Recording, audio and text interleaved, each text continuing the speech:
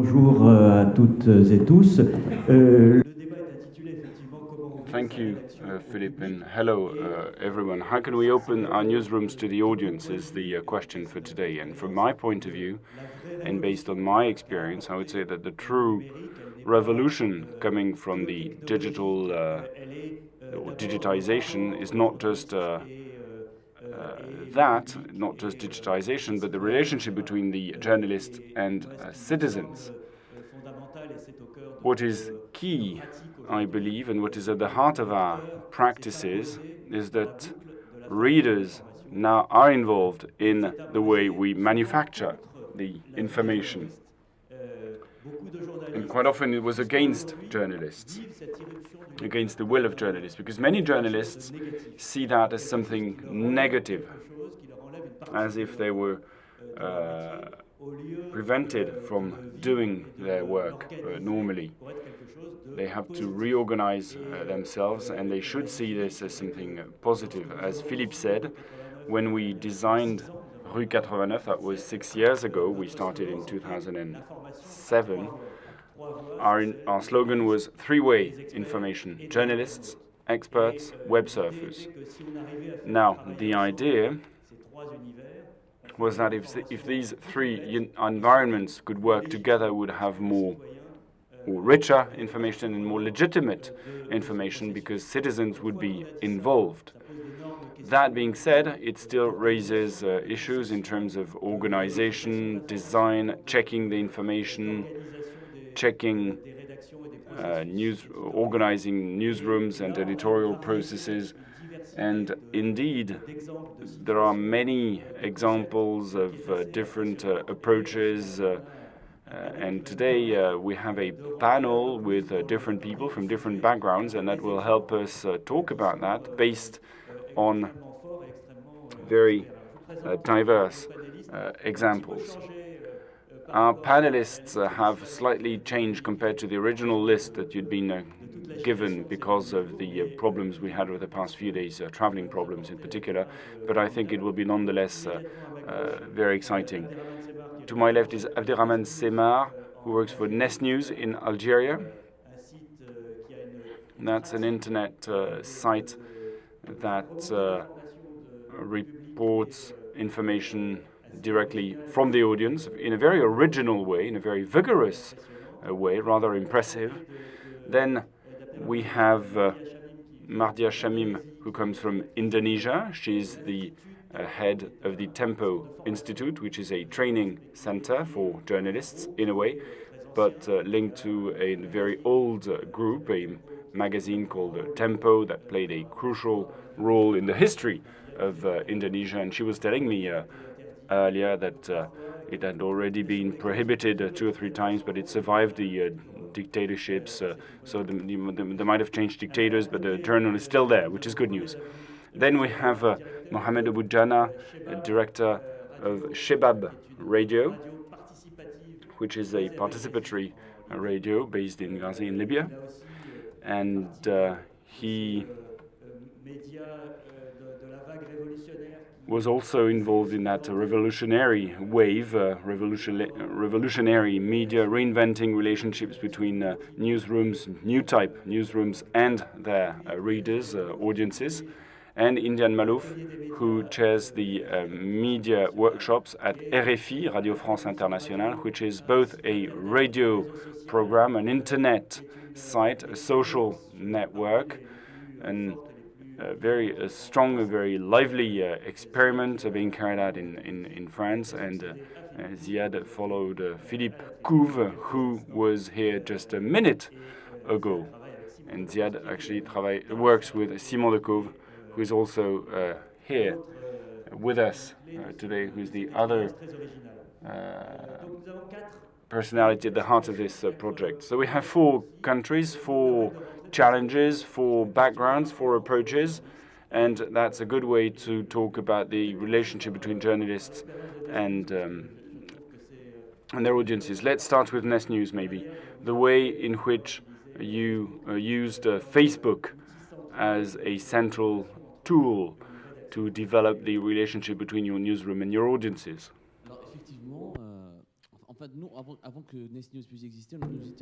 Yes, before we had Ness News, we were just a movement on Facebook. Just an anecdote. Things started in January 2011 in Algeria, just like in Tunisia. People took to the street. There were demonstrations, riots, political slogans, claims, etc. We said, well, the Algerian press is dominated by lobbies and is very biased. And for us, Facebook was a space of freedom, liberty. Having an internet site is a bit of a challenge. And by the way, our internet site was attacked yesterday. It doesn't work anymore. Whenever we talk about the health of Bouteflika, we are attacked. In other words, Facebook is the only space of freedom that we have. So we have a Facebook page and we have a participatory approach. In other words, we ask citizens to do things. We developed a network and those fans send videos, pictures, written testimonies, etc. Now we cross that information and we gather that information and make it available for the rest of our audience. Then we created a site to not depend only on Facebook. Just to tell you how we work. One event. In Algeria, there is one sport that is very popular. It's fraud. Apart from football, there's fraud. And whenever there is an election, there's fraud. And so, basically, we said, how can we, citizens, because the press doesn't really do its work, they talk about economic news, etc. There are so many lobbies. How can we actually inform people on fraud? So we asked for reports, and members of our network actually went to the polling stations, and they filmed the entire fraud in the polling stations, and they showed those people. Bearded Islamists, for instance, because who claim they are virtuous people, they showed, he filmed how they changed the results of the election. And it went all the way back up to the Minister for the Interior, who had to order an investigation afterwards. And that certainly had an impact. There's so much I would like to talk about, but anyway, that's our approach. That's our approach. The idea is not so much to open the newsroom to the audience, but how to make a newsroom with the audience. Because I would like us to go to the Place de la Comédie and to bury journalism, reporting information. Journalists don't report information, they make investigations, they reveal things. But reporting information is not anymore relevant. Well, this is a very radical point of view, isn't it? And I'm sure that will lead to many reactions in the audience.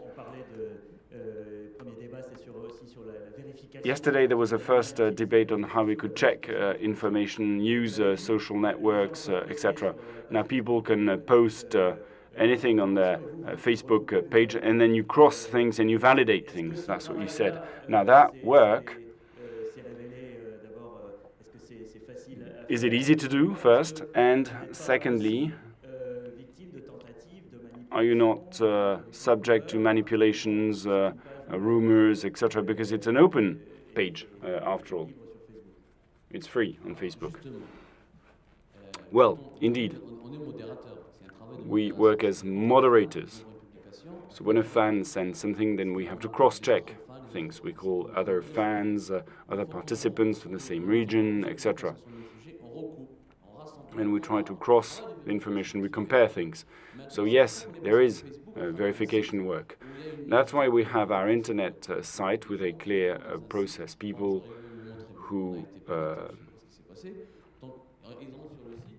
who go on our internet site, they subscribe and they send the information, and then we validate everything. Now, should there be a rumor, and that's what I said yesterday, we carried out an investigation on hoaxes, and the those who disseminate those hoaxes are the intelligence services. It's the public authorities. Of course, we know that they created fake profiles, Facebook pages. Just imagine what was created in Algeria.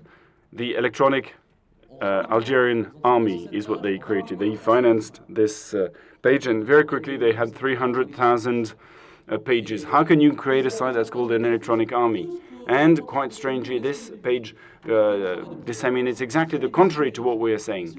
So this debate of cross-checking the information, I mean, this is not even something we can talk about today because it's as old as history. Ever since we've had the press, ever since we've had journalists, I mean, we've always had rumors.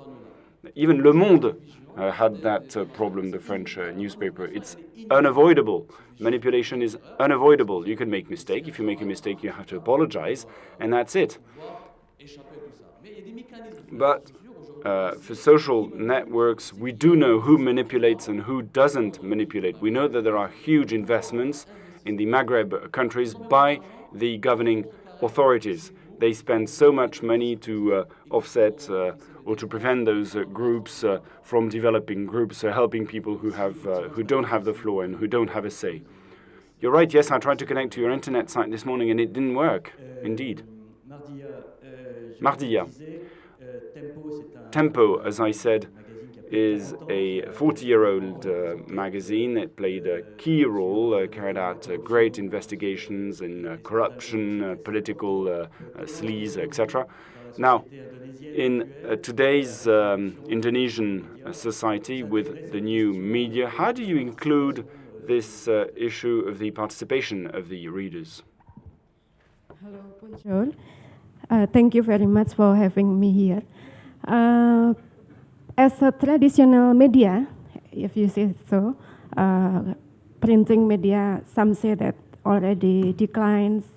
Yes, we declined. Within less than 10 years, the readership getting down very fast, and the online readership getting up.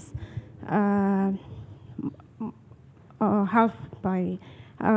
In 2005, our printing readership is 30 million, but now it's only about 12 million. So it's dramatic decreasing.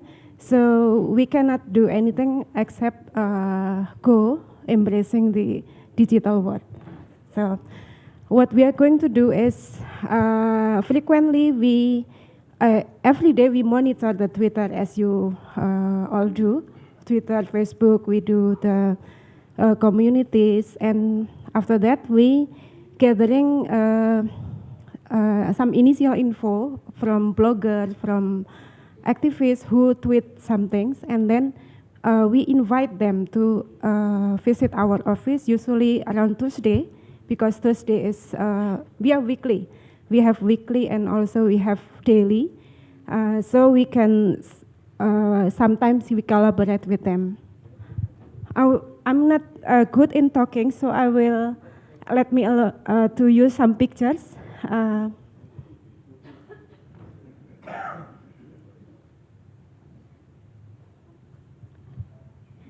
Do you have it?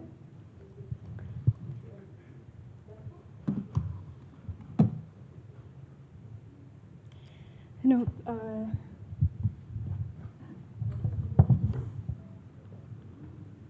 Which one?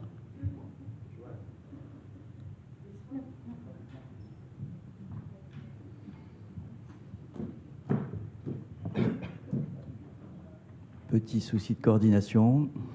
Patience.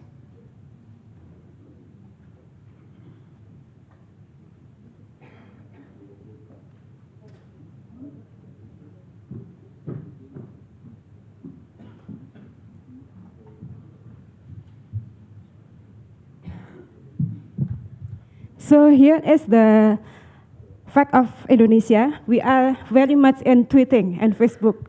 So this is the report by The Economist with the title is "We Eat, We Pray, and We Tweet." So that is the,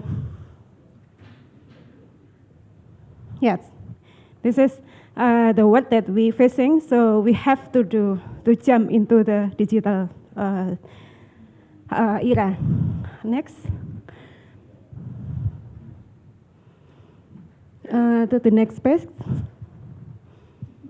So, Tempo is well known for investigative report in our country. So we've been banned for 3 times. Last time, the worst part in 94 to 1998. So that is the worst part. So we frequently doing the investigative report that bringing down the high-ranking officer.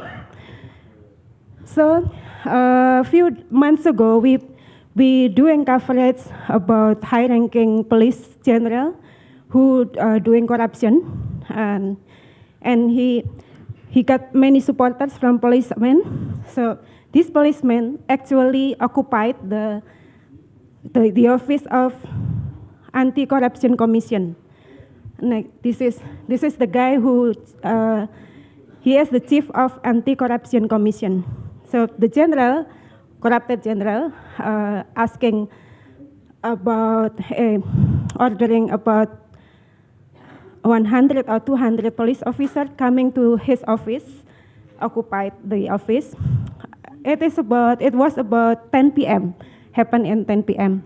So someone from the office tipping off the information that we've been surrounded by policemen and at 10 p.m. After that, in a very fast moment, less than 1 hour, people gathering to the office. People coming to the office. The next, please. This is happened around 2 a.m. So the initial surrounded by police was at 10, and then by 2 p.m. there are many people gathering at that office with this banner, and we plead save KPK, save the Commission of Anti-Corruption. That's how powerful the digital media and also traditional media amplifying each other to gather social movement. And next, this is the information that's spreading at 10 p.m. Please come to our office. We've been surrounded by police. This it. So everyone take participation and come to the office. Next. And this is how we engage to the young people, because young people don't read that much. Unfortunately, in Indonesia, digital era coming when the habit reading not yet developed. It's different with Europe and USA, maybe. You guys have already developed the reading habit perfectly, then the digital era coming. Different story in Asia, in Indonesia. We are attacked by television and now with the smartphone and things. So what we are doing is we every day when the editorial coming, we write point by point at the editorial in the Tempo Institute account Twitter. So the young people don't want to read the whole, they just want to read point by point, short notice. So this is editorial for today. And we also gathering Becoming Indonesia movement. This is for young people, how to think about Indonesia. How do you project think about Indonesia? We deliberately not mention Tempo in that Becoming Indonesia movement, because young people in digital era don't want to attack to some institution. Attach, do not want to attach in some institution. So we make it very clear that we are Indonesia, we are not Tempo, we are not group this, we are not group that, we are Indonesia. So that's why we being engaged with the young people, and many of them ask help to do the training for journalistic, for the writing skills, and that's how we develop engagement. We intend to recruit 100 bloggers to write in our special channel of citizen journalism, maybe in the near future. Thank you. Merci beaucoup. Thank you very much. That was very interesting. The next example Mohammed with Radio Shabab in Benghazi. Perhaps you can tell us the story of this radio.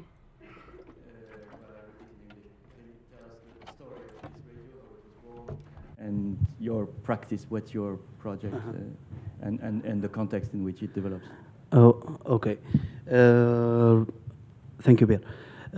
Shabab Libya has been founded April 2011, after 2 months of the revolution.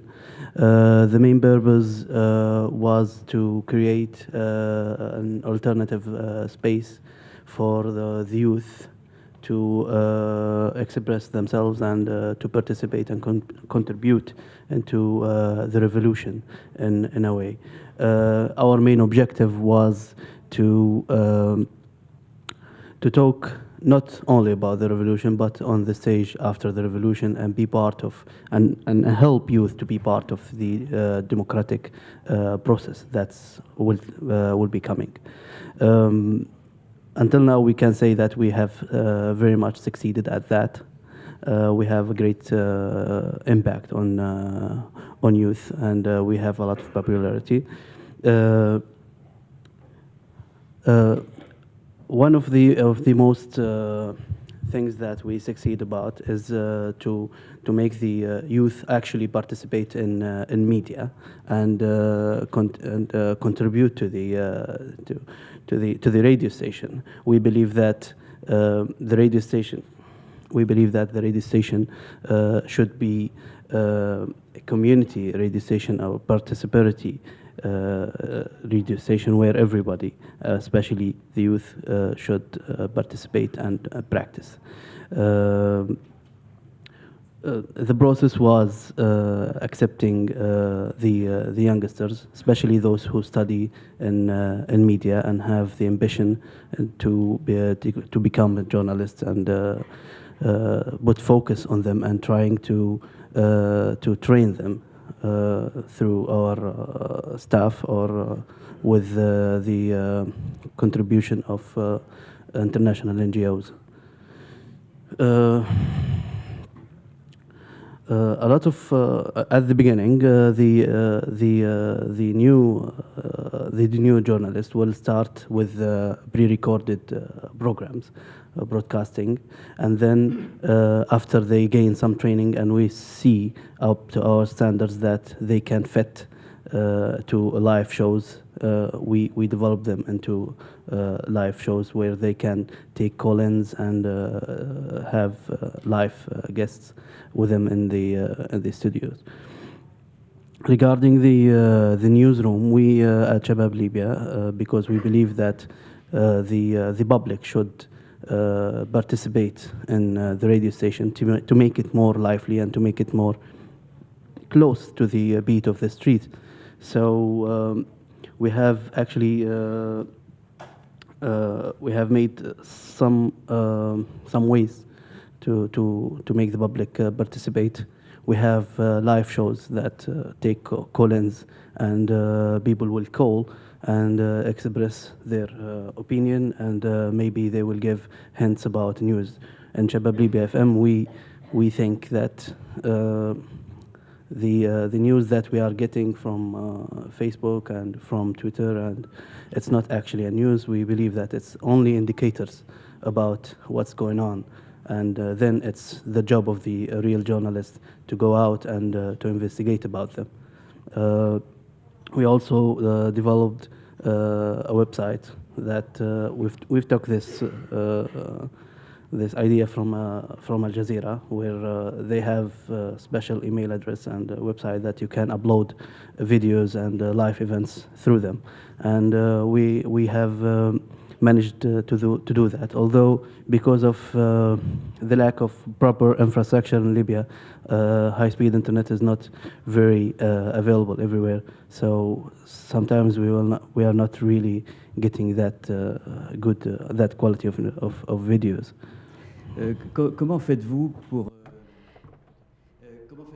What do you do to manage hot events. For example, in Benghazi a couple of days ago, there were conflicts with the militia. There were 30 deaths.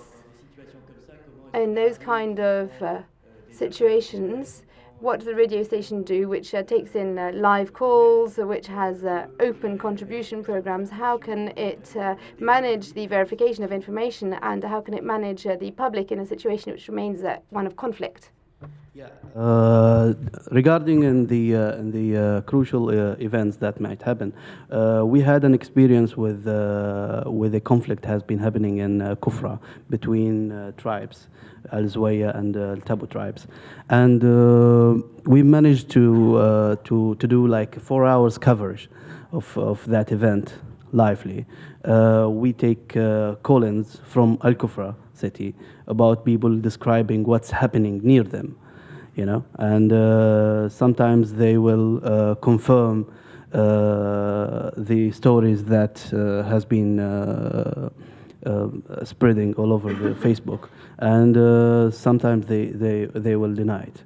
You know, but in the meantime, in the same time, we will take call-ins from officials and have them in the studio. To give the official statement about the issue that we are discussing. So it's not only we are depending on the public. Some, and I can say that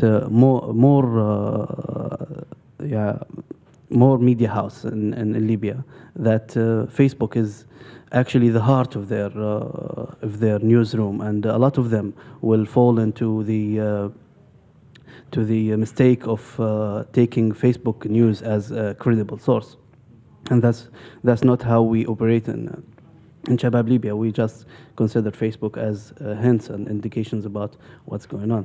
The other thing is we always try to have the official statements. And we confirm and we stress on the official statements more than the call-ins. And whenever someone is actually disseminating or saying something through the phone over live program, we will just stress that this is his own story, and that story is not cannot be confirmed. How many people are you? In Radio Shabab, it's because it's totally voluntary. No one actually gets paid, so it's sometimes between 20 and 30 young guys, and the age of between the 20 and 30. And do you have plans to expand in other cities, because now you're transmitting only in Benghazi, I think?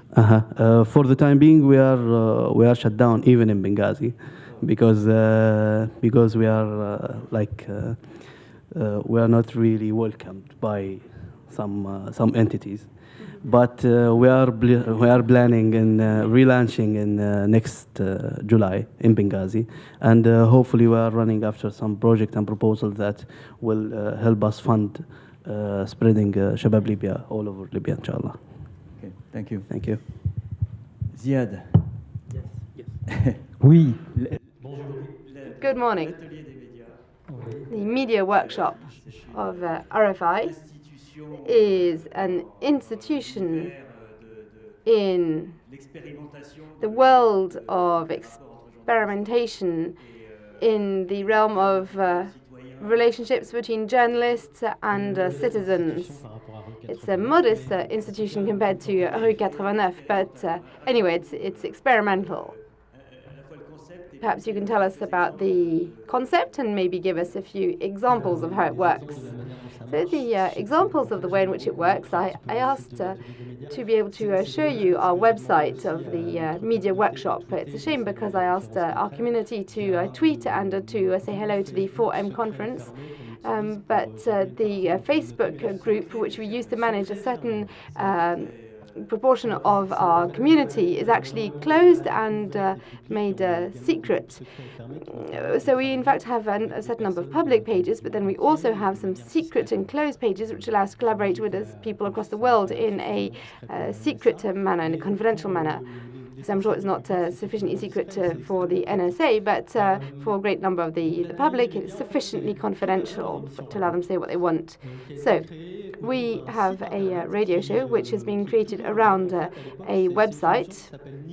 It's a solution called Ning, which allows you to create private social networks. It means that you can decide for who is going to be able to do what and publish what. And compared to Facebook, it was a fairly in advance because it allowed you to write real articles, to have real blogs with social buttons which were added progressively, a functionality which at the time didn't yet exist on Facebook, because people who write articles on Facebook means that it's practically lost for the internet and lost for Facebook. So that's how we produce. And if you go right back up to the top, it's also a place where we can have a forum and people can post discussions, and they can also post videos. The idea was to use this social network to produce a program together with the public, because we wanted the reader and public. Those are very passive words, so we wanted to use words like, for example, web actor, a term invented by Francis Pisani, who is one of the contributors to our program. We hear him every week. He talked about experience, and I'm sure that is the key word. Well, the idea was to prepare ourselves. It was an idea which came from Philippe, and he experimented it for 2 years. The idea is to try to listen and to try to accompany other people's productions. So that doesn't necessarily mean that it's going to be straightforward or that we're going to be passive, but what it does mean is that we're going to have to draw lessons which at the scale of our laboratory are extremely crucial, because our media workshop is a true laboratory, but for us they can be very fundamental. We have 800 staff, we use 13 languages, and therefore this laboratory can be an example to follow. We can draw lessons and we can learn. But the bigger media need to be able to know how to listen or want to listen, and that is the real question which this is posing. In the lessons learned from our experience of the media workshops, which is ongoing, we decided that as a very small team, it was difficult to manage a very large community. When I talk about manage, it's not a very pretty word, but in any case, to interact and to draw benefit. In any case, to have a participatory program on a weekly basis is additional work, not less work. Yes, of course, it's going to enrich our content, but it requires a lot of management.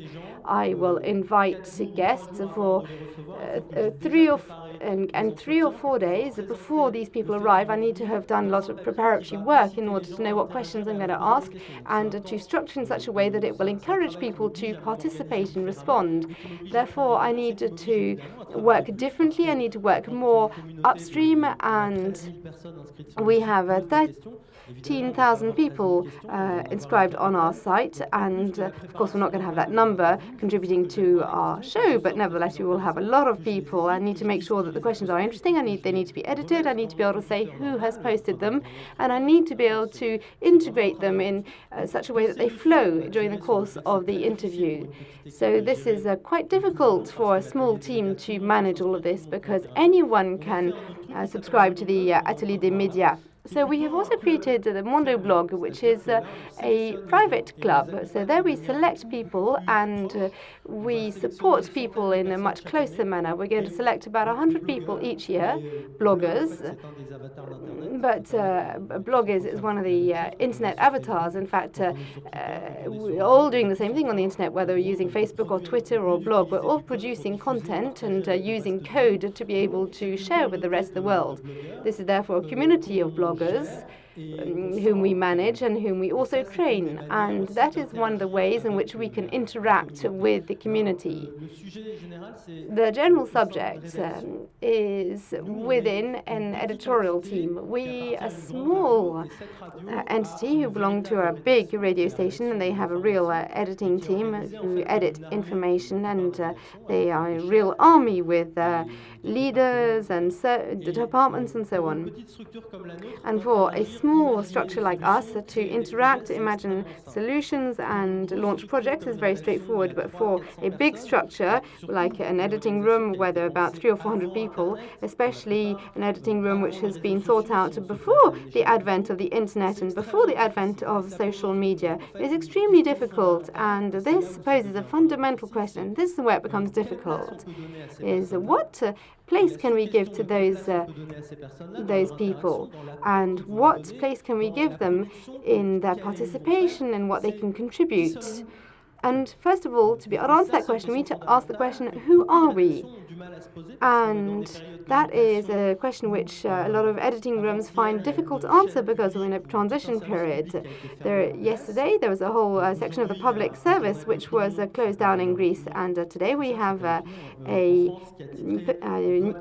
journal in France called Opinion, which had as its front cover title today, "Should we close France Television?"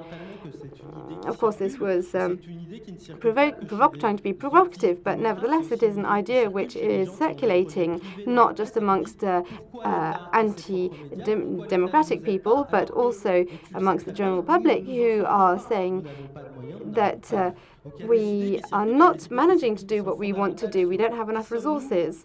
So, who are we? What is our place in the world? What is our role? Are we legitimate in doing what we do?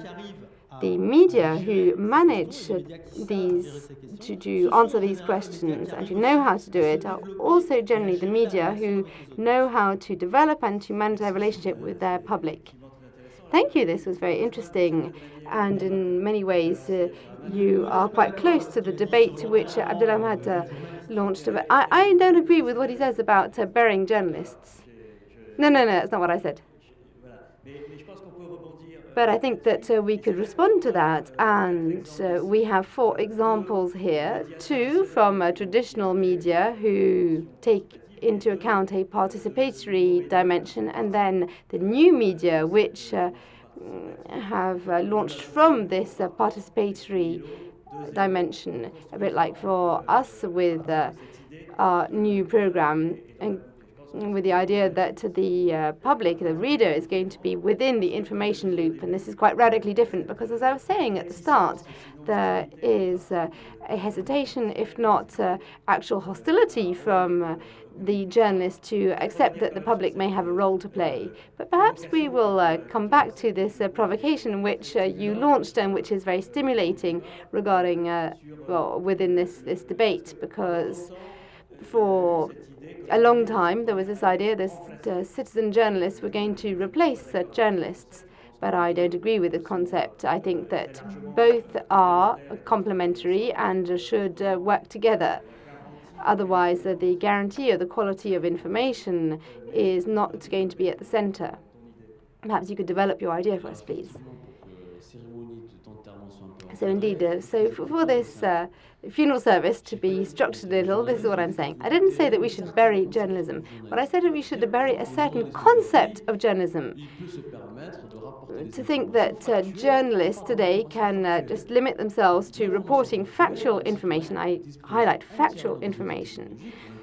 There are sufficient tools already available to be able to do this, but what the citizen journalist is not able to do is to carry out investigation and to carry out an accomplished journalistic work which will be able to be publishable.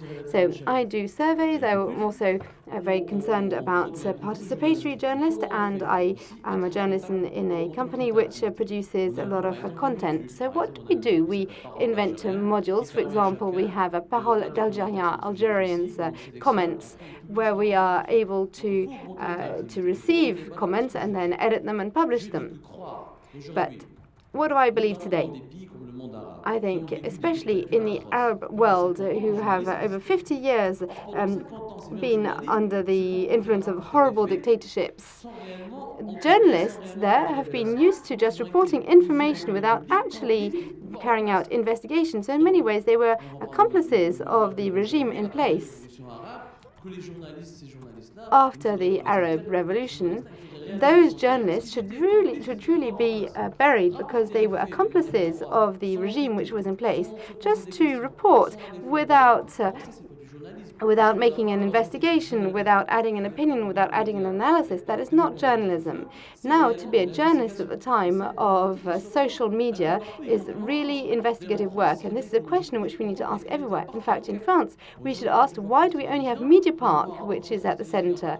When I see a France Television report, and when I see a reporter from this media go and accompany a soldier out in Mali, of course, it means that I, as a citizen in 2013, can ask the following question: is this really relevant in our world?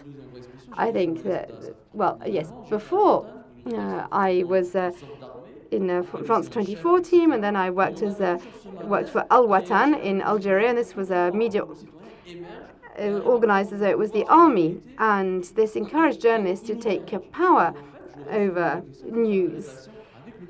What I therefore believe is that we should be able to create information in collaboration with the public. The public have a level of mastery of new technologies which are unprecedented, and they want us to be accountable to them, and therefore we need to be able to carry out investigative journalism. And this means that they have to have real editorial independence and a real mastery of the technologies. This is a real question which is not only relevant to us, but also at an international scale. Are people ready to fight for us against economic lobbies? Here is an example. In Algeria, we have the mobile phone operators who are financing the press. We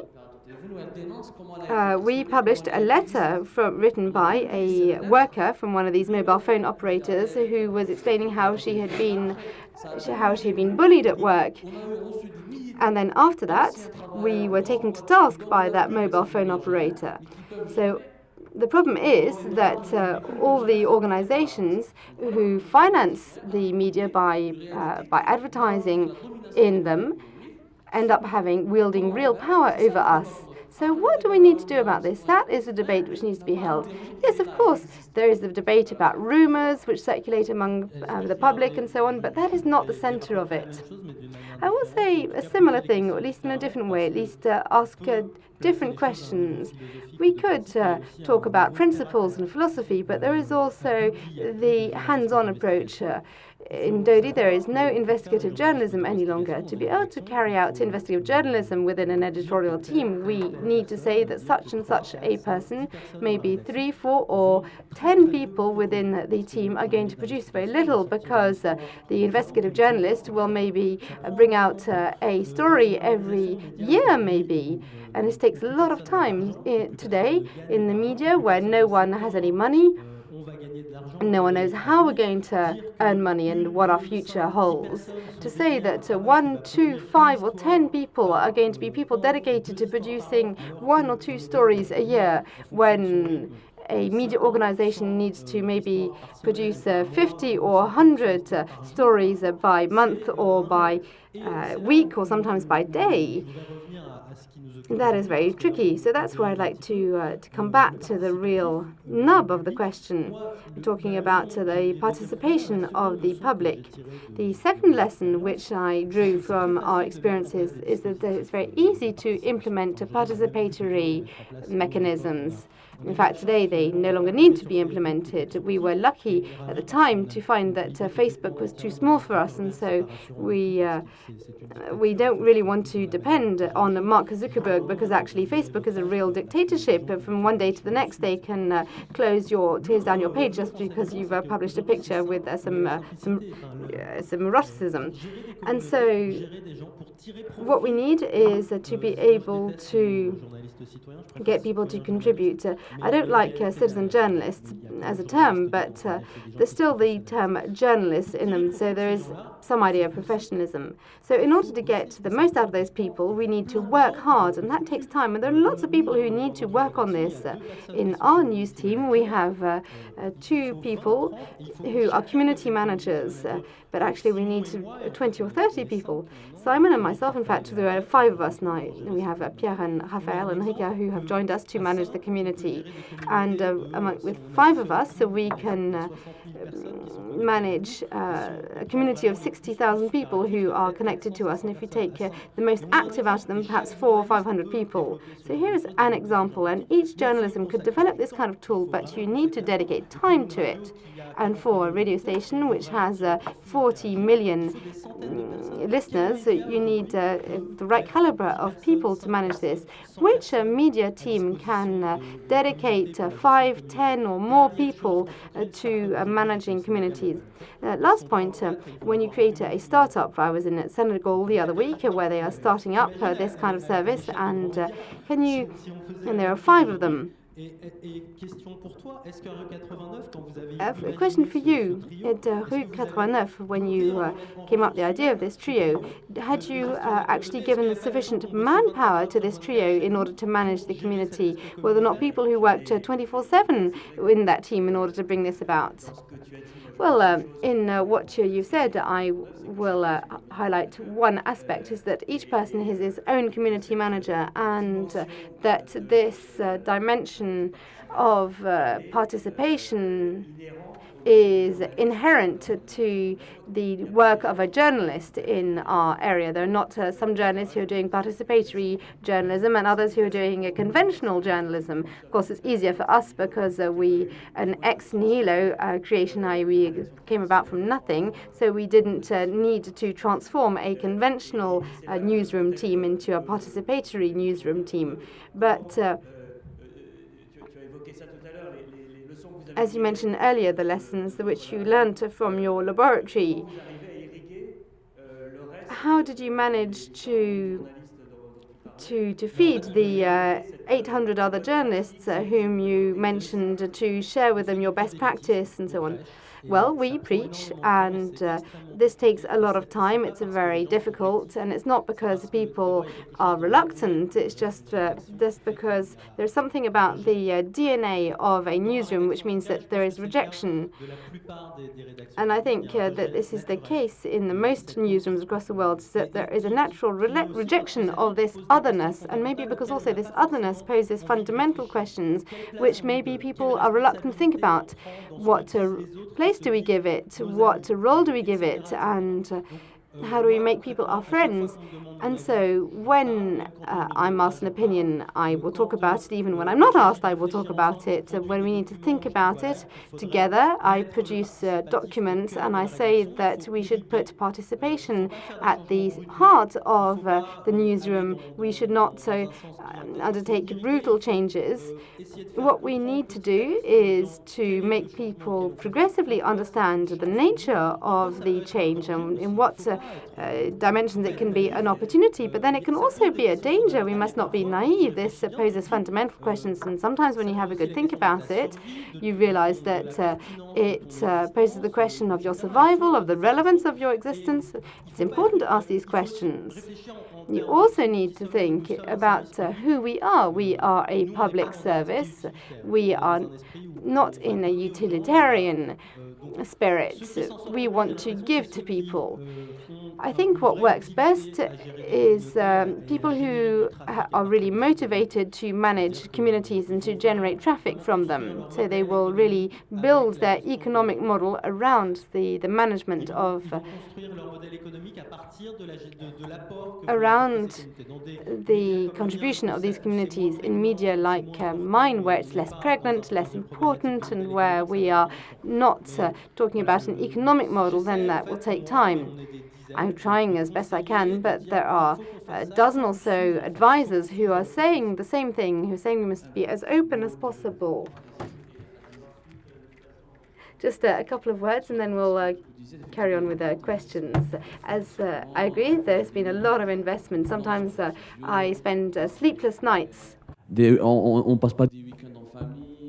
Sometimes we can't even see our families at the weekend, but then it's a great investment. But then we are activists, because in countries like ours, we see that as a necessity, really, because we face a closed public space. But we struggle to for people to have freedom of speech, etc. Now, from an economic point of view, we might talk about that later. Increasingly, it's the participatory funding model. The question is, once you've got a good base of subscribers, you ask them to fund their reporting themselves. And so we might... we got actually 3,000 euros when going through Algeria, when online payment doesn't even exist. So it's foreigners who actually paid for us to actually go on site and report in small villages and without having to visit the authorities or ask for money in our country. So you mustn't always be worried or concerned. I mean, that there is a future. We need to be very active, proactive, and associate our readers. So being a participatory platform means that the audience ought to be involved. You guys should have the floor. So would you like to say anything from any reactions from the audience here? Who would like to break the ice?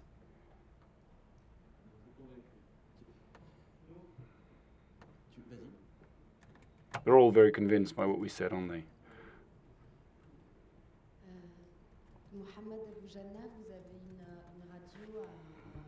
Mohamed Abou Janna, you have a radio in Libya called Radio Shabab, which is a participatory radio dedicated to one single community, the youth. And do these young people study journalism? Do they go to medical school? Who are they?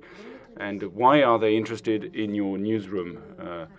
And what is their approach? What is their methodology? What do you use as a methodology to involve them? Okay.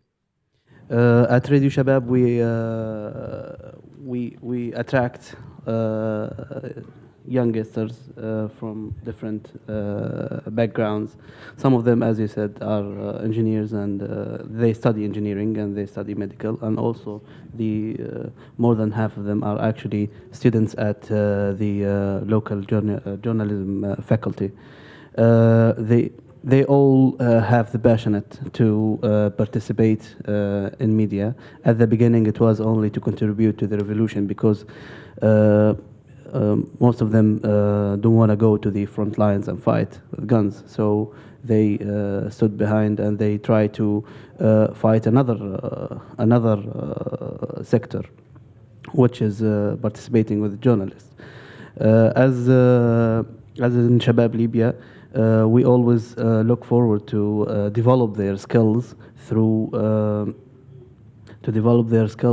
training. We had a lot of international NGOs that is actually focusing in Libya. CFI is one of them, also Deutsche Welle and others, who came to Benghazi at the beginning of the revolution and start training, because they realized that creating and developing the skills to be a proper journalist is a very necessary thing in the developing community and to develop democracy.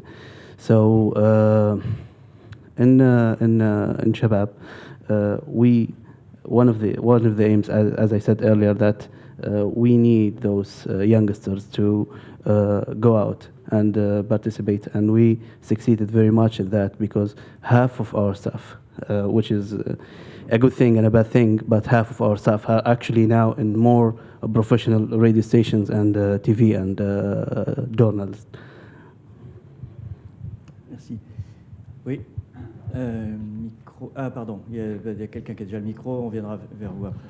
J'ai une question pour tous les panélistes. A question for all panelists and maybe for our Algerian friend in particular. Do you employ volunteers in your newsroom? Because you talk about journalist citizens or citizen journalists. And maybe you could tell us about your experience. How do you motivate these people? What safeguards do you have to ensure that you have right information, that you don't disseminate rumors?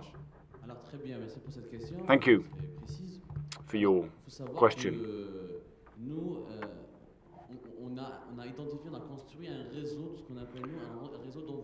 We've developed a network of special envoys. That's why we call our page Algerian Special Envoys. With our fans, we have identified serious, credible people.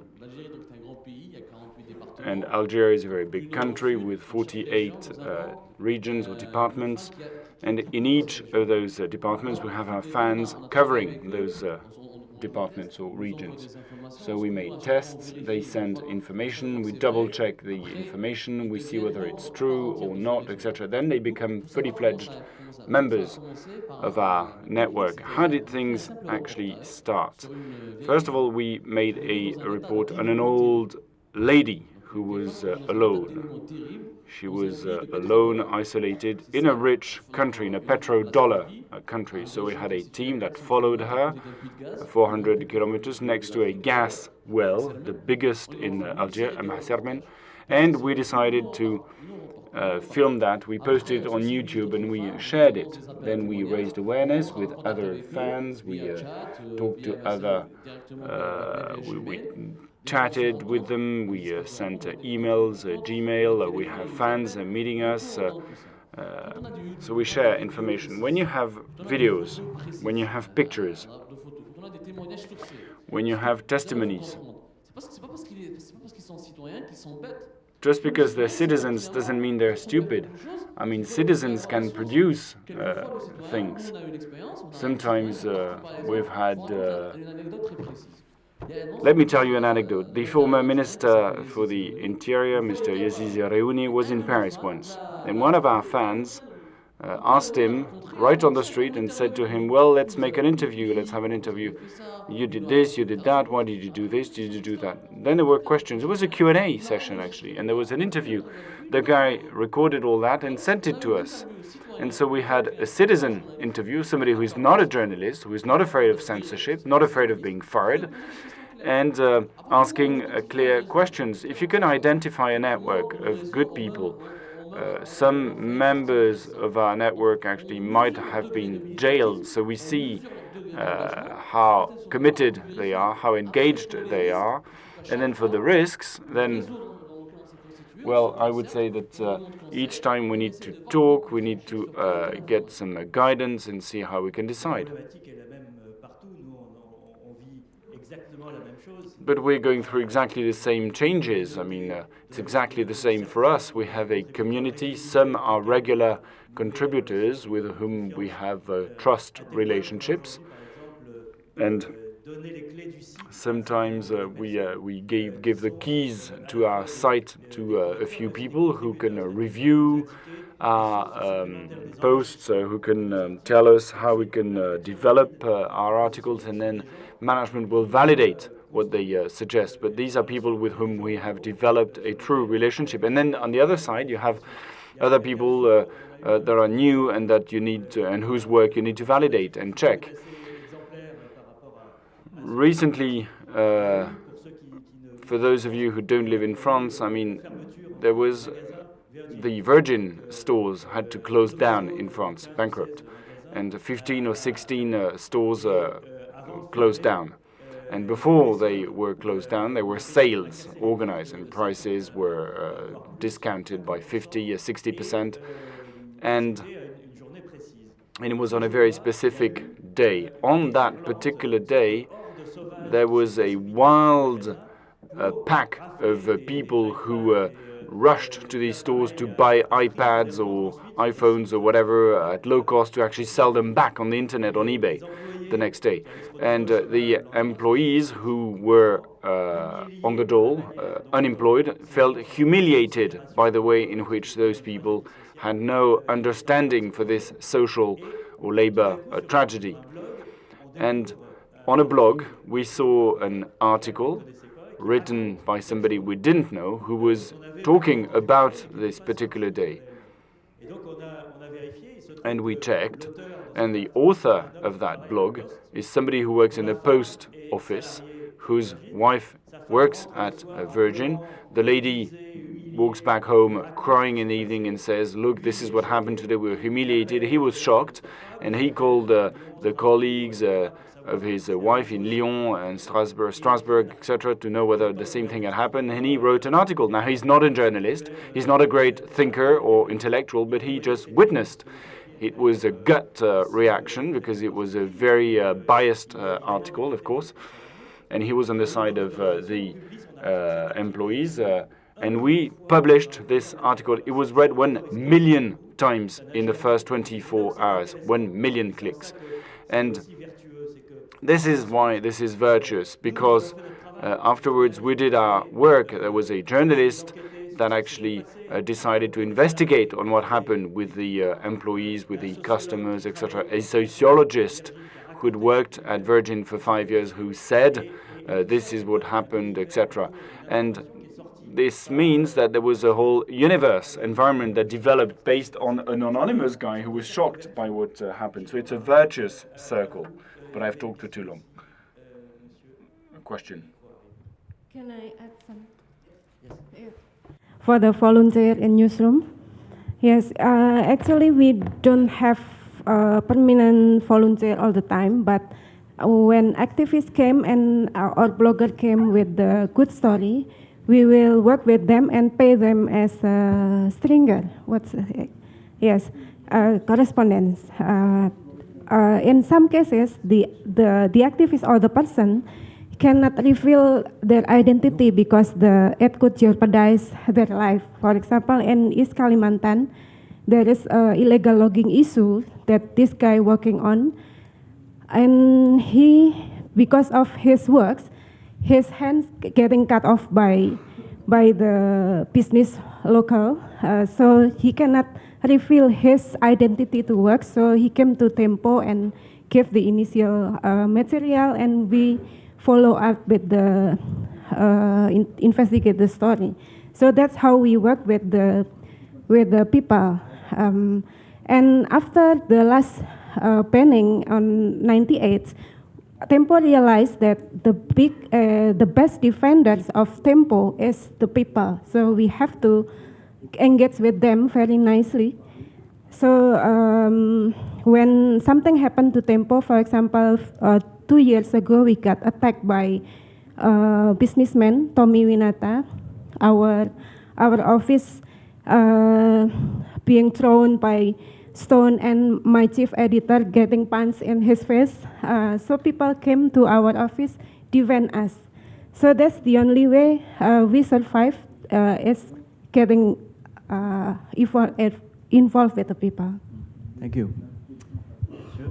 Oui, je voulais juste demander, vous avez tellement d'informations qui vous viennent de partout. Now there's so much information coming from everywhere. Are you not afraid of missing something great?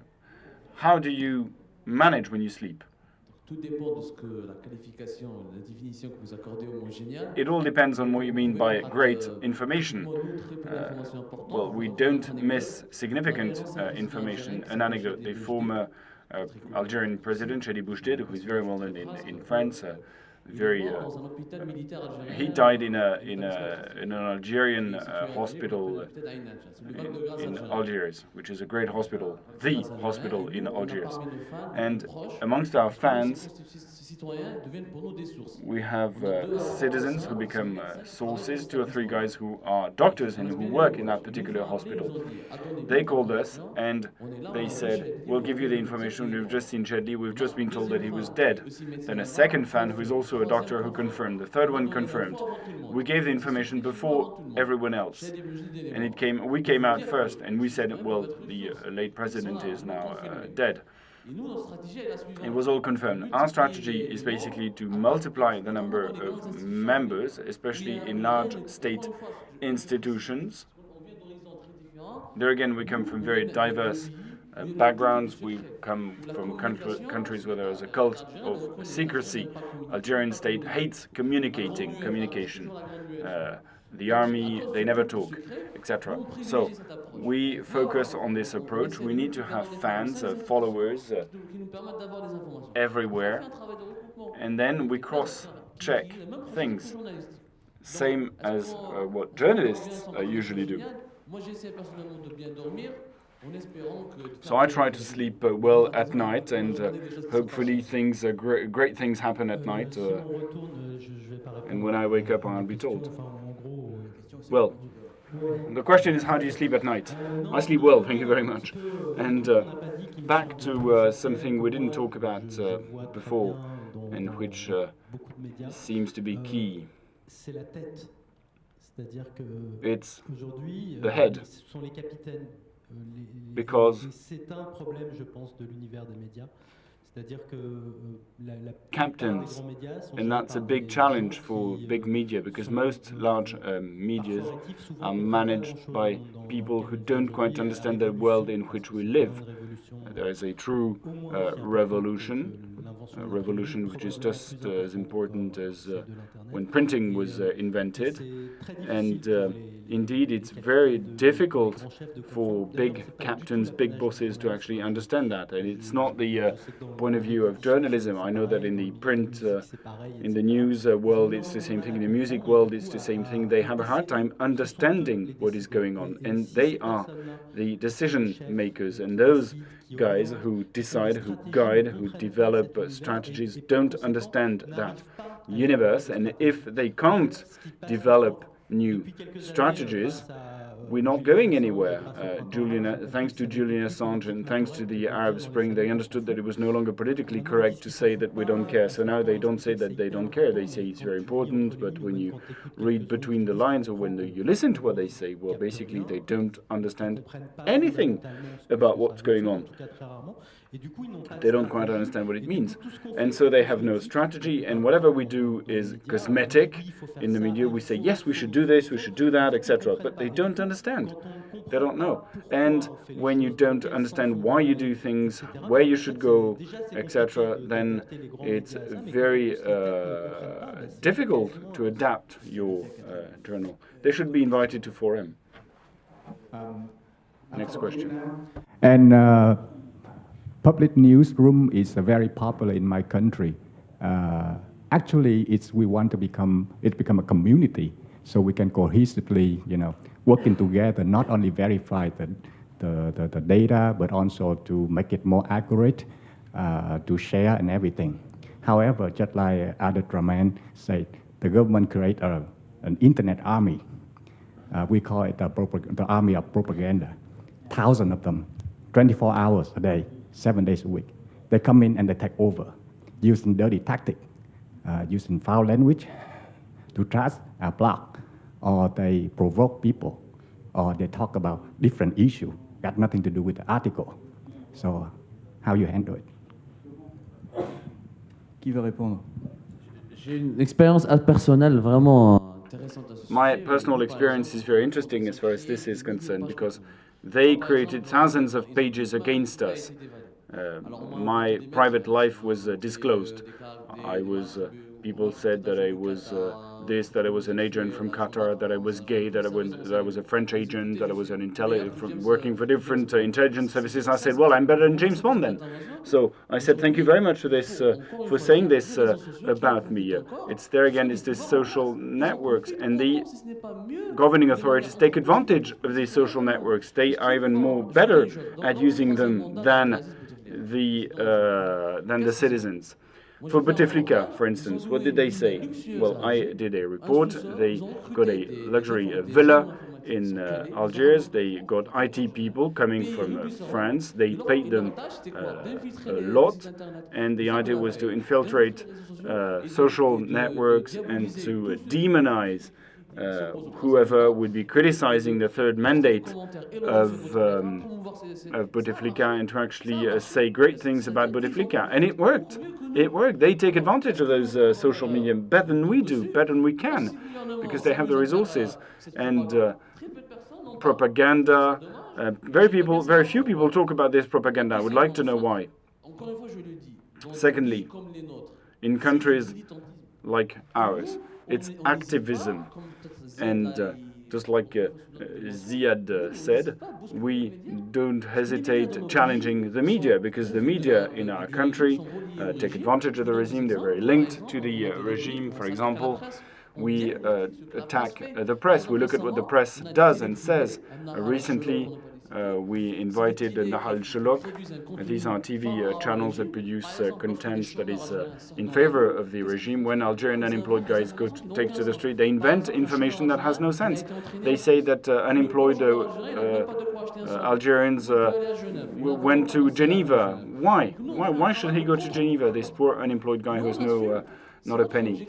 And so it's our objective, our struggle, is to fight those media, because they have huge financial resources and they disseminate whatever they want to disseminate.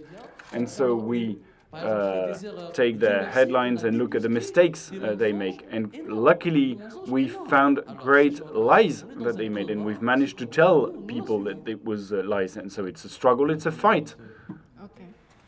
Thank you. My friend there is a prominent blogger, underground blogger in Vietnam, so he knew very well.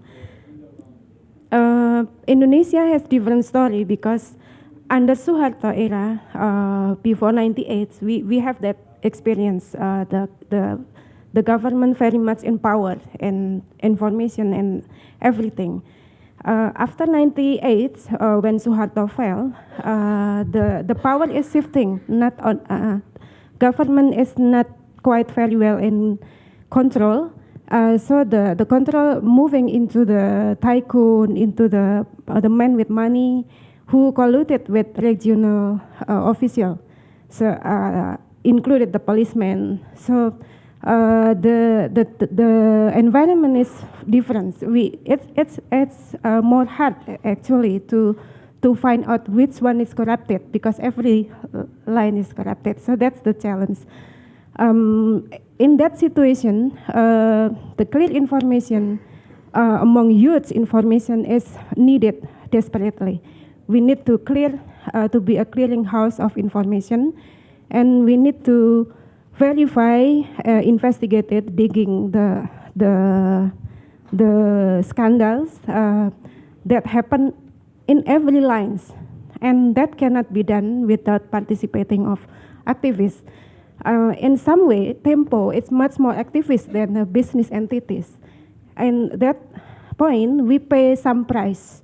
As a business model, Tempo is not that good. Tempo is, not that big, not that small, but we manage to get along with the people. That's the price that we, as a traditional media, play to know what's going on the society. I hope we find a good business model, a better one, so everyone will be happy. Thank you.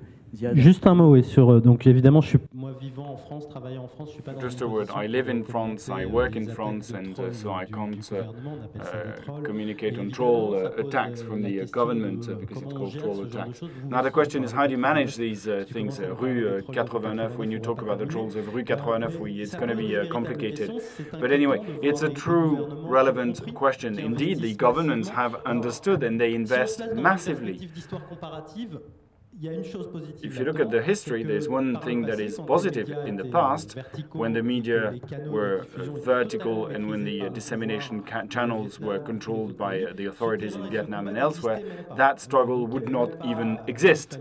I mean, we didn't have a say. I mean, we couldn't do anything. You had to fight to circulate just flyers or something with very limited impact. So at least now we can do something, and there is something positive also is that some governments want to fight against liberty, and in other words, it means that it's still open because there is a fight. I'm not a prophet, but I think that it's going to be increasingly difficult for governments to fight against freedom or liberty, and the easy solution would be to close down those internet sites, and people who fight for freedom, liberty on the internet, they know how to create uncontrollable autonomous networks, and it's going to happen at the end of the day. And so I understand that those people struggle, fight. I'm very concerned by these governments in Russia, in Eastern countries. There are so many authorities that understood the system, and I'm not sure that they're going to win this time, to be honest. Yes. I just want to talk about the experience in Libya, which is mostly about Facebook. Facebook has big impact on the community in Libya, and it spread the information more quicker than the TV and radio. Militias in Libya has actually realized that Facebook is an important tool since last September and the protests of saving Benghazi. After that, they started building their own army on the internet and attacking other pages that actually exposing them, and like sometimes they publish some documents against the militia and expose them. What happens lately after the late event last week, there has been like a small protest in front of one of the militias, and when the news went on Facebook, and within 2 hours there has been hundreds of young guys in front of that militias, which is developed into breaking into that militia and throwing them out of their HQ.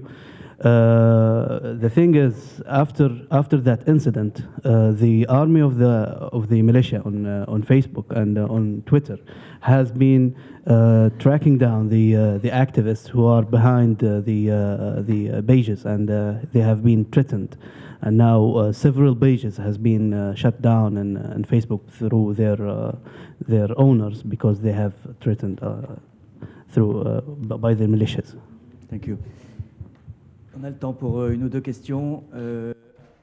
We'll take one more question. Moi, je m'interroge non pas sur l'intérêt du média participatif, mais plutôt sur not just about the interest of participatory media, but rather how much should we believe that? Is it trustworthy? Because whenever there's a message, there's an interest from the guy issuing or publishing the information. Should we take everything into account? Should we let people say anything? I mean, who will benefit from the crime, as we say? Well, the crime is, who will benefit from the crime? It's the authorities, of course. I come from Algeria, from the Arab world, and this is something I don't understand. We live in countries where I cannot take to the street. If you take to the street, you are labeled as a terrorist, Al-Qaeda, immediately. In a country, you can't demonstrate. There's no press, no freedom of press, no independent press. When you want more freedom of speech, I think there is a noble interest. And indeed, we believe we can defend that interest when there are citizens that have no freedom of speech. Then, on the internet, with the social media, we believe that it is in the interest of the societies in which we live, that there is a counterpower, that there is freedom of information. Citizenship without information, that's an illusion. You need to have freedom of information to have freedom, full stop. And so, of course, there might be drawbacks and disadvantages, but I mean, for us, and given where we are, this concept of citizenship does not exist in countries like ours, and we're currently developing that. I worked on Ziad on the issue of Algerian petrodollars and cancer treatment centers. There are millions of people dying of cancer just because they're waiting for an appointment in chemotherapy or radiotherapy. And my country is a rich country, and still people don't have access to healthcare. So why? Why? I mean, I think we should save people's lives, and we will be committed to actually promoting such struggles. We will be claiming that and saying it out loud. The true question is the veracity of the information we are publishing in terms of objectivity, being biased or unbiased. As Pierre Bourdieu called a book called The Job of Sociologists, and he says sociologists who believe they are objective means that they gave their bias to somebody else. So this question of objectivity is at the heart of everyone's positions, and people's intentions are very complicated. It's hard to know what people want to do. I think that question not only applied for social media and public saying on the Facebook, on Twitter, but also applied for the traditional media, even the big media. Like I read the Guardian report about Jakarta floods last January. The Guardian, the biggest and respected, he said that in Jakarta, the only one clean water can only available in U.S. Embassy. Come on, this guy right from somewhere in Hotel Shangri-La with the document from 60 or something. That's not true. So, the question objectivity and validity is not only for social media so information, but all of us. Merci. Nous sommes atteints par la limite horaire. I think we've come to the end of this session. Thank you very much for your engagement, for your questions. Of course, there is a lot more we could say on this particular topic, but the conclusion would be that journalism is a struggle, and participatory journalism is even a bigger, larger fight or struggle, and this is something we need to do for the future of this job. Thank you.